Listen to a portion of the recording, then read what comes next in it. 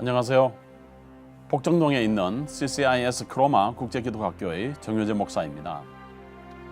우물에서 숭늉을 찾는다는 말이 있습니다. 분수나 상황에 맞지 않는 요구를 하는 사람을 일컫는 말입니다.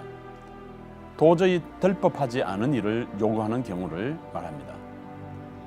찬송가에 황무지가 장미꽃같이 피는 것을 볼 때에라는 가사가 있습니다. 어떤 이들은 황무지에 어떻게 장미가 피겠느냐? 또는 그러니까 불가능한 일이 가능하다고 하시지 않았겠느냐라고 말하기도 합니다. 그러면 이런 일이 불가능할까요? 하지 못한다고 생각하면 못하는 것이지만 가능한 방법을 찾으면 불가능하지는 않겠다는 생각을 할 수도 있는 것 아닌가요? 그러나 이것은 결코 불가능한 일이 아닙니다. 오늘은 여러분에게 불가능은 없다는 의미에서 사막에서도 대하를 키울 수 있어요 라는 말씀을 드리겠습니다.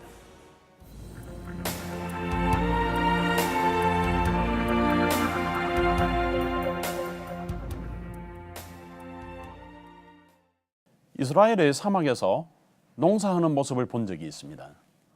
어느 해인가 눈이 많이 내리고 비가 많이 온 적이 있었습니다. 2월이 되니까 광야 천지에 꽃이 핀 것을 보았습니다. 이스라엘의 사막에서 아름다운 화초가 피고 있을 뿐만 아니라 형형색색의 파프리카를 키워내고 갖가지 채소들을 키우는 것을 직접 보는 색다른 경험을 할 수 있었습니다.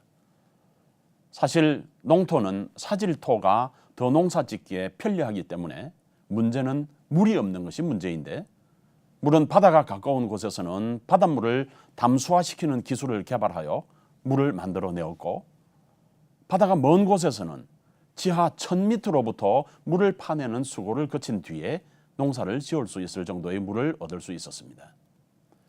그리고 이렇게 귀하게 얻은 물이므로 농작물에게 풍족하게 줄 수 없으니까 점적 관수, 소위 물방울 물주기라는 방법을 창안해내어서 물을 주었습니다.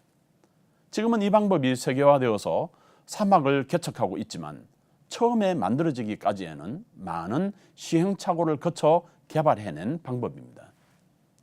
물을 이랑대기를 하던 한국에서도 이 물방울 물주기는 일반화되어 있는 형편입니다만 이것이 바로 사막을 옥토로 만든 기술입니다.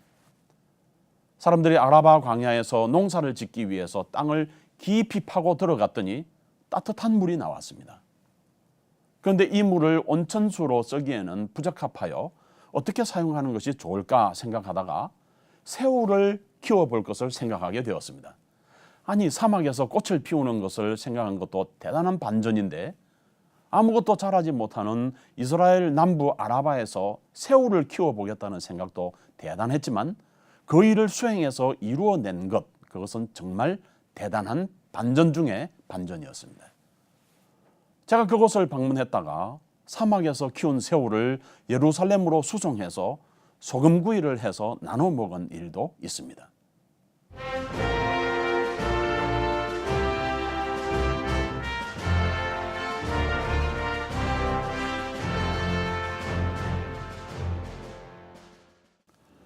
사랑하는 시청자 여러분, 사막에서 장미가 피는 것은 이미 이루어진 이야기입니다. 물이 부족한 이스라엘에서 아주 적은 물을 가지고 대하새우를 키워내는 기술, 이것은 말 그대로 부족함으로 인해 창의가 일어난 경우라고 할 수 있을 것입니다. 자원이 없다고, 경제적으로 부족하다고 좌절할 필요가 없습니다. 단지 문제가 된다면 우리에게 얼마만한 창의성이 있느냐가 문제입니다. 풍족한 곳에서는 걸작품이 나오지 않습니다. 불편함과 필요가 새로운 창조물을 만들어내는 것입니다.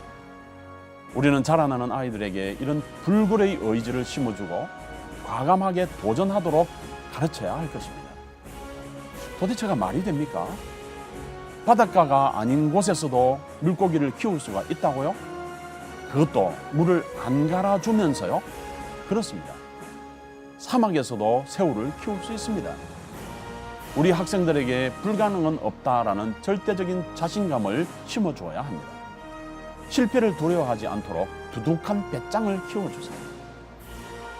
저는 성남 복정동에 있는 CCIS 크로마 국제기도학교의 정효재 목사입니다.